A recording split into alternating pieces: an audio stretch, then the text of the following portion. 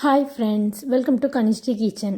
இன்றைக்கி நம்ம ரொம்ப டேஸ்டான காடை மிளகு கிரேவி எப்படி செய்கிறதுன்னு பார்க்க போகிறோம். இது ரொம்ப சிம்பிளான மெத்தட் தான். வாங்க எப்படி செய்கிறதுன்னு பார்க்கலாம். ஃபஸ்ட்டு மசாலா வறுத்து பொடி பண்ணிக்கலாம். ஒரு சின்ன பேனில் 1 டேபிள் ஸ்பூன் மிளகு, 1/2 டேபிள் ஸ்பூன் சீரகம், 1/2 டேபிள் ஸ்பூன் சோம்பு, இது 3 சேர்த்து நல்லா ஃப்ரை பண்ணிக்கோங்க. கரிஞ்சிடாமல் பார்த்துக்கோங்க. இது ஃப்ரை ஆனதும் ஸ்மெல் நல்லா வரும். அந்த ஸ்டேஜில் ஆஃப் பண்ணி இதை ஆற வச்சு மிக்ஸி ஜாரில் அடித்து பொடி பண்ணி வச்சுக்கலாம். ஒரு பாத்திரம் வச்சு பாத்திரம் சூடானதும் அதில் 3 டேபிள் ஸ்பூன் நல்லெண்ணெய் ஊற்றுங்க.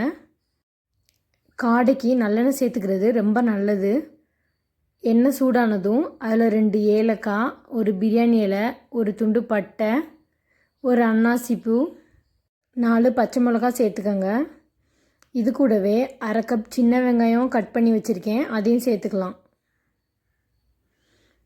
எப்போவுமே எல்லா டிஷ்ஷுக்குமே நம்ம சின்ன வெங்காயம் சேர்க்கும்போது இதோட டேஸ்ட் ரொம்பவே நல்லாயிருக்கும். சின்ன வெங்காயம் இல்லைன்னா நீங்கள் பெரிய வெங்காயம் சேர்த்துக்கலாம்.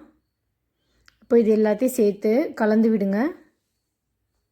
இது கூடவே 2 கொத்து கருவேப்பிலையில சேர்த்துக்கோங்க. ஆனியன் கொஞ்சம் வதங்கி வரட்டும். பாருங்கள், இந்தளவு வதங்கினதும் இது கூட நம்ம இஞ்சி பூண்டு பேஸ்ட்டு சேர்த்துக்கலாம். நான் 1/2 டேபிள் ஸ்பூன் இஞ்சி பூண்டு பேஸ்ட் சேர்த்துருக்கேன். இப்போது இஞ்சி பூண்டோட பச்சை வாசனை போகிற வரைக்கும் இது ஒரு 2-3 மினிட்ஸ் நல்லா குக் ஆகட்டும்.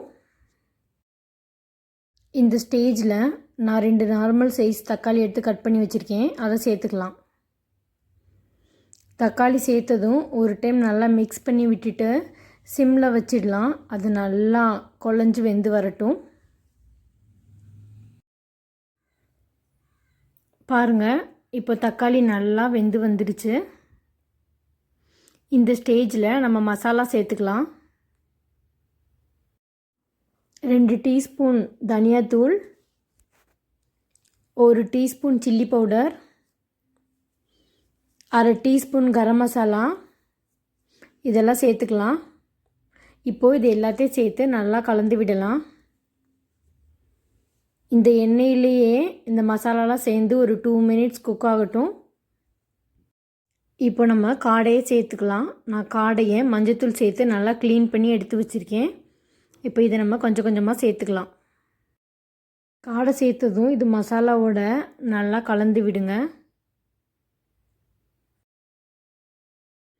இந்த மாதிரி ஒரு டைம் கலந்து விட்டுட்டு நம்ம வறுத்து பொடி பண்ணி வச்சுருக்க மசாலாவை கொஞ்சம் கொஞ்சமாக சேர்த்துக்கோங்க. ஃபஸ்ட்டு கொஞ்சமாக சேர்த்துட்டு ஒரு டைம் கலந்து விடுங்க. அதுக்கப்புறம் மீதி இருக்கிறத சேர்த்துக்கலாம். நம்ம அரைச்சி வச்சுருக்க பவுடர் எல்லாத்தையுமே சேர்த்துக்கோங்க. அது இதோட சரியான அளவு. அப்போ தான் ஃப்ளேவர் நமக்கு நல்லாயிருக்கும்.